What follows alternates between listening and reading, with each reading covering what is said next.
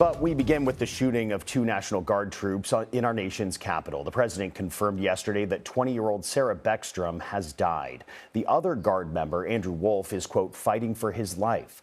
This morning, U.S. Attorney for D.C. Janine Pirro expressed hope Wolf could still recover and said charges are being upgraded for the suspect.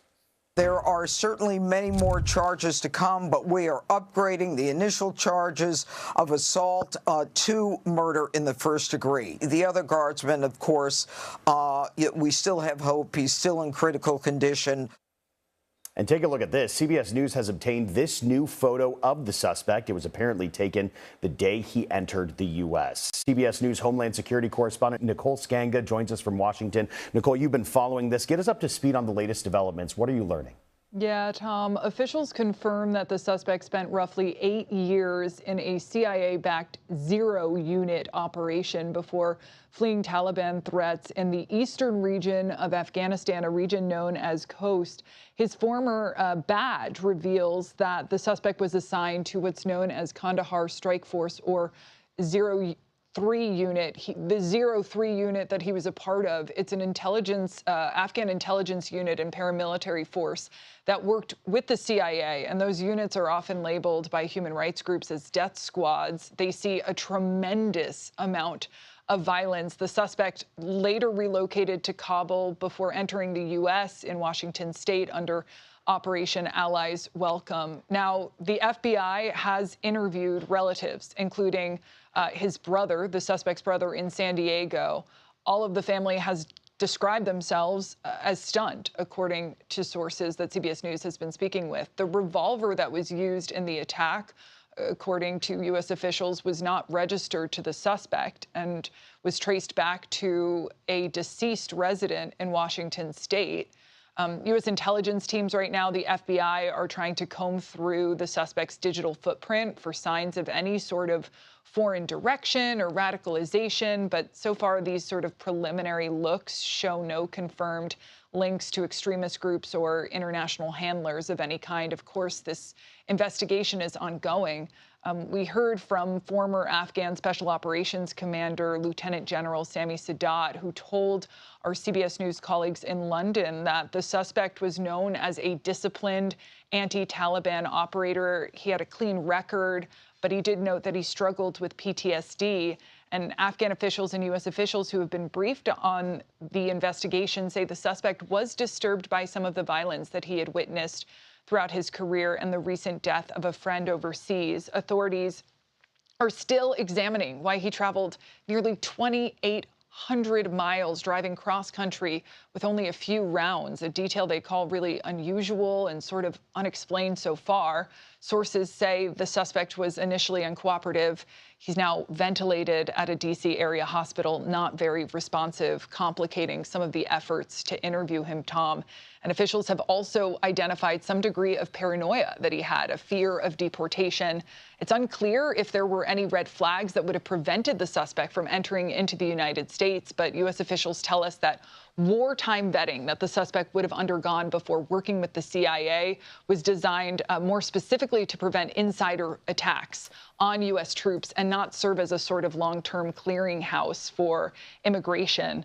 We know that Army specialist Sarah Beckstrom did pass away yesterday, succumbing to her injuries. There was a procession in Washington, D.C. last night, National Guard lining the streets from the hospital to the office of the chief medical examiner. And we do expect a funeral for her in the coming days. As you mentioned, Andrew Wolf, 24-year-old member of West Virginia's National Guard, remains in the hospital in critical condition. And as the U.S. Attorney mentioned there, a lot of prayers going out to him. Unalived, National Guard by Afghan CIA op. Be circumspect. Thank you. 2 Corinthians chapter 2, verse 11. Lest Satan should get an advantage of us, for we are not ignorant of his devices. Before I proceed with the lesson, I want to give all honor, glory, and praises to the Most High Yahweh and His only begotten Son, YAHAWASHI, whom the world ignorantly called Jesus, because the letter J did not exist 2,000 years ago, nor did the English alphabet. Double honors to my elders at Great Millstone, single honors to the elect, peace and blessings to the 1/3, and confusion the faces in the four corners of the earth. Now you heard what the female reporter was saying. I'm not gonna make this long, but she said that man was in America for I think 8 years, and he was a part of a zero watch team or something like that. And the reason why I'm making this because you have to understand that America is the mystery whore of Babylon, and it's also known as the unwalled villages in the Bible because America is so open, especially with the Canadian border, Mexico, you know,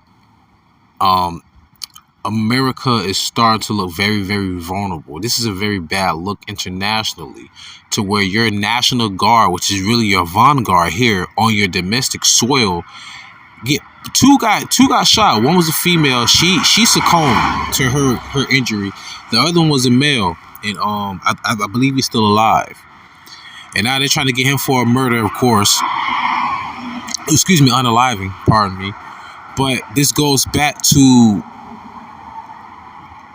DJ Trump as well, trying to use the National Guard as a means to put more oppression on Jake, the Israelites, so-called Negro, Latinos, and Native Americans. But y'all constantly looking at the wrong melanated group of people. You got the Afghan, as y'all like to call them, sand Negroes, use another word, but I'm going to just be politically correct now, that are over here unaliving you. Let that sink in. But the National Guard was deployed for who? Jake. And what, Memphis, Detroit, I think it was Memphis, Seattle, they tried to, and Chicago. When he did that, what happened? Charlie Kirk got taken out by another Caucasian man. They got National Guards all out. Again, a National Guard, 2 Caucasians, a male and a female, got taken out by an Afghan. So let this, matter of fact, an Afghan CIA operative. So people understand this. 2 National Guards were shot, and CK, who was like, he wasn't a political figure, but he was backed by the political parties, was taken out too. And they were not taken out by so-called Negro, Latinos, and Native Americans. Understand that. So let me read this really quick. Ezekiel 38, 11 through 12. And thou shalt say, I will go up to the land of unwalled villages, that is America. I will go to them that are at rest, that is America, that dwell safely. Well, America is not looking too safe now, but nonetheless, people know not to come fucking with America. All of them dwelling without walls and having neither bars nor gates. To take a spoil and to take a prey, to turn thy hand upon the desolate places that are now inhabited. And Esau is constantly erecting new buildings and things of that nature. All right. And upon the people that are gathered out of the nations. That's America. This is America. America is the melting pot of the world. America is the modern day Babylon, because in the mystery whore of Babylon, remember, all nations was there trying to build a tower unto heaven because they heard of the flood. The Lord said, I'm going to confuse your language. Hence, the dialects were changed, but the original language stayed with Abraham. And what happened? Everyone dispersed to their own lands. The word Babylon, Babal means confusion, Lan means land, land of confusion. The Lord turned that into a land of confusion, and America is also known as a land of confusion. Going to Isaiah, the 19th chapter, the Lord has mingled a perverse spirit in America. Okay? Which have gotten cattle and goods that dwell in the midst of the land. Now, remember what I said about the National Guards being pushed out?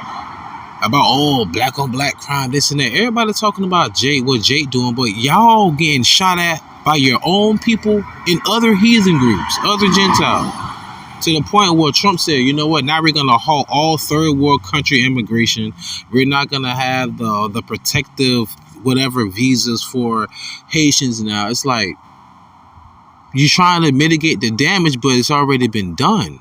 And like I say, it don't matter what party you're talking about, whether it's the Democrats or the Republicans, they're 2 wings on the same bird.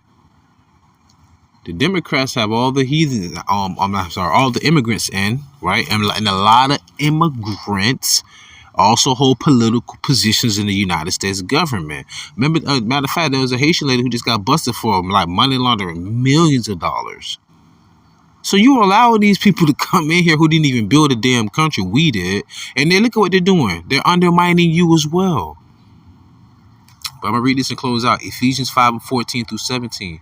Wherefore he saith, Awake thou that sleepest, and arise from the dead, and Mashiach shall give thee light. What's the light? The knowledge, wisdom, and understanding. So it don't mean like physically sleep. It's like mentally sleep, spiritually sleep. All right? See then that you walk circumspectly, not as fools, but as wise, redeeming the time. Right now, it's the time, y'all, because the days are evil. Yes, there are ill times ahead. And now, wherefore be ye not unwise, but understanding what the will of the Lord is. What's the will of the Lord? The Lord wished that all of Israel return to the east and call upon his name so he would come save us. That's written in the scriptures.